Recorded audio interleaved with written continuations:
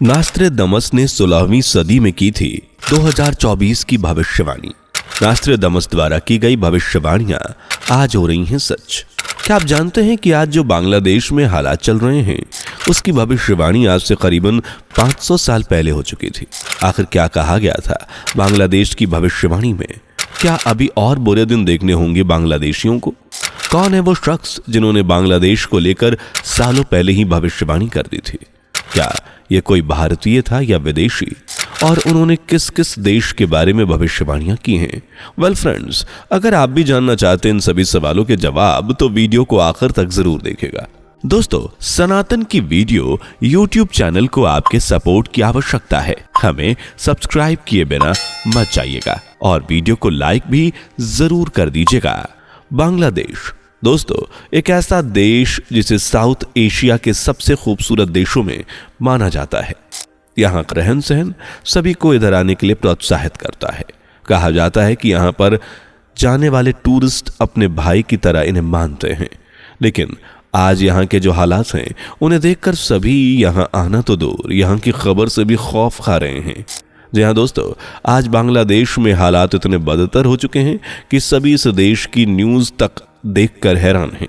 और वजह है कुछ समय पहले जगह जगह स्टूडेंट्स द्वारा किया गया प्रदर्शन। वजह है एक कानून जो इतनी बड़ी हिंसा की वजह बनकर हमारे सामने आ खड़ा हुआ है। कहीं आग थी तो कहीं धुआं। लोग अपनी जान बचाने के लिए घर से बाहर निकल रहे थे।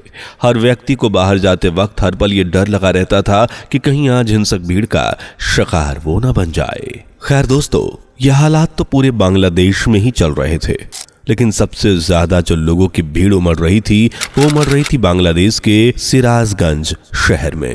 कहा जा रहा है कि यहाँ सबसे ज्यादा लोगों की भीड़ जमा हुई थी और यही वो स्पॉट है जहाँ पर गुस्से से लाल हो रहे स्टूडेंट्स ने अपने देश के सिपाहियों तक को काफी जख्मी कर दिया था। बता दें कि यहाँ के हालात को काबू में लाने के लिए सरकार ने यहाँ कुछ दिनों के लिए लॉकडाउन लगाने का भी ऐलान किया था। सभी जगह पर स्ट्रिक्टली फोर्स लगा दिए गए थे।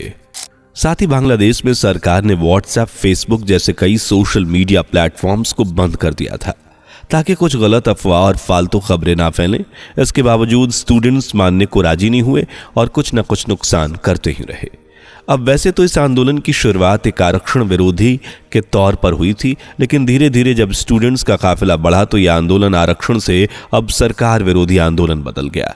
और यही वजह रही कि छात्र नेताओं ने सीधे यहाँ के पीएम यानी शेख हसीना को इस्तीफा देने की बात कह दी। अब वैसे तो शेख हसीना छात्र की बात मानने के लिए राजी नहीं थी, लेकिन बीते कुछ दिन पहले उन्होंने बांग्लादेश को छोड़कर भारत में शरण ली और इस तरह से अब वह वहां की पीएम शेख हसीना नहीं बल्कि मोहम्मद यूनुस हैं। दोस्तों अगर आपको नहीं पता कि आखिर स्टूडेंट्स इस तरह से सरकार का विरोध और सड़कों और लोगों का नुकसान किस लिए कर रहे हैं, तो आइए हम आपको इसके पीछे की वजह बताते हैं। दरअसल दोस्तों, जिस तरह हमारे भारत में आज सरकारी नौकरी लोगों के लिए रोजगार का बड़ा जरिया है, ठीक उसी तरह बांग्लादेश में भी सरकारी नौकरी ही है जिसके लिए ज्यादातर लोग अपना घर परिवार तक छोड़कर दूर जाकर पढ़ने जाते हैं। लेकिन बांग्लादेश में सरकारी नौकरी पर जो 30% हिस्सा होता है वो वहां के फ्रीडम फाइटर्स के बच्चों का होता है। और कुछ समय पहले जब 2018 में यहाँ पर स्टूडेंट्स ने इसका विरोध किया तो ये नियम सरकार द्वारा हटा दिया गया था, लेकिन फिर अदालत के फैसले के बाद इसे सरकार द्वारा लागू कर दिया गया। यानी बांग्लादेश में सरकारी नौकरी पर अब 30% हिस्सा फ्रीडम फाइटर्स के बच्चों का होगा। लेकिन यह नियम छात्रों को पसंद नहीं आया, उन्होंने इसका विरोध करना शुरू कर दिया। अब विरोध ऐसा हुआ कि एक छोटी सी चिंगारी के तौर पर शुरू हुआ यह विद्रोह आज पूरे बांग्लादेश में तेजी से फैलती आग की तरह दिख रहा है।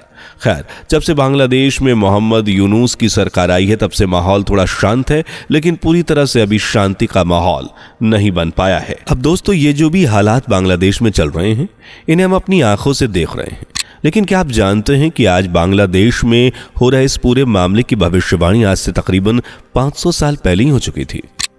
कौन थे ये शख्स, क्या कहा था उन्होंने अपनी भविष्यवाणी में, आइए जानते हैं। लेकिन उससे पहले अगर आपने अभी तक हमारे वीडियो को लाइक और चैनल को सब्सक्राइब नहीं किया तो जल्दी से कर लीजिएगा। दोस्तों, हम जिन शख्स के बारे में बात करने जा रहे हैं उसका नाम है भविष्यवक्ता नास्ट्रेदमस। इनके द्वारा की गई सटीक भविष्यवाणियों के लिए इन्हें जाना जाता है। इनका जन्म आज तकरीबन 500 साल पहले यानी 1503 में फ्रांस के एक छोटे से परिवार में हुआ था। बताया जा रहा है कि ये समय जिन भी विषयों पर या जिन भी लोगों की भविष्यवाणी करते थे वो सच हो जाती थी और इन्हें ऐसा ज्ञात होता था कि इनके पास कोई अनोखी शक्ति है। आपको बता दें, जो इन्हें ना सिर्फ वर्तमान में चल रही चीजों का पता होता, काफी दूर तक की भविष्यवाणी करने की भी ताकत इन्हें थी। अपनी इसी शक्ति और अनोखी कला के साथ नास्ट्रेदामस ने सन 1500 में बैठे बैठे आज यानी 2024 तक की भविष्यवाणी कर डाली और इस पर उन्होंने एक बुक भी लिखी ताकि उनके द्वारा की गई भविष्यवाणियों को लोग आगे भी जान सकें।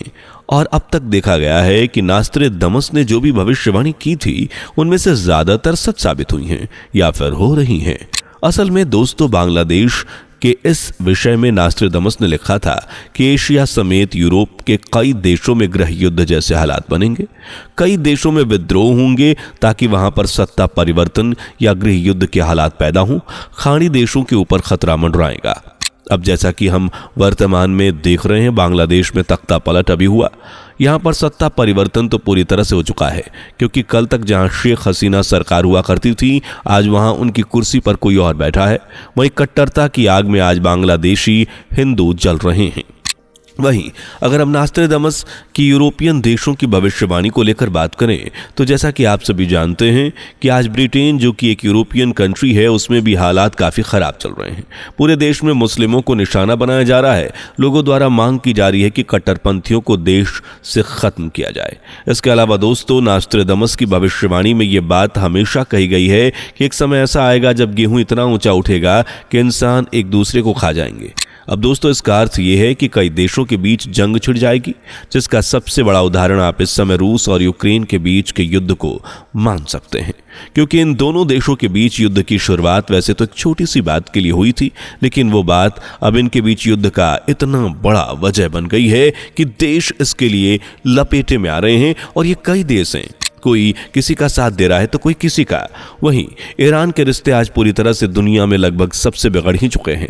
यानी दोस्तों, कुल मिलाकर अगर देखा जाए तो आज के समय में खाड़ी देशों में वाकई में हालात काफ़ी ख़राब चल रहे हैं, ठीक उसी तरह जिस तरह से नास्ट्रेदामस की भविष्यवाणी में बताया गया है।